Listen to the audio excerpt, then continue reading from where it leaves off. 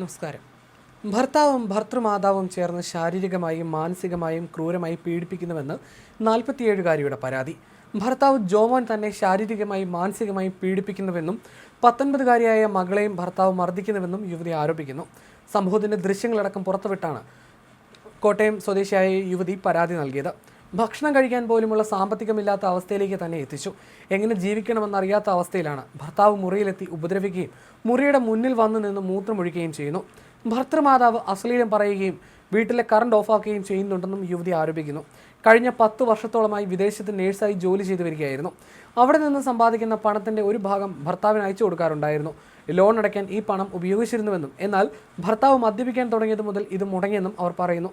വിദേശത്തെ ജോലി രാജിവെച്ച ശേഷം അവർ നാട്ടിലേക്ക് തിരിച്ചു വരികയായിരുന്നു. ഇതിനു മുമ്പും വീട്ടമ്മ ഗാർഹിക പീഡന പരാതി പോലീസിന് നൽകിയിട്ടുണ്ട്. അന്ന് പോലീസ് കേസെടുത്തതിന് പിന്നാലെ ഭർത്താവ് ജോമോൻ റിമാൻഡിലായിരുന്നു. പിന്നീട് കോടതി ജാമ്യം നൽകുകയായിരുന്നു. പുറത്തിറങ്ങിയതിന് പിന്നാലെയാണ് ഇയാൾ വീണ്ടും ഭാര്യയെ മർദ്ദിച്ചത്.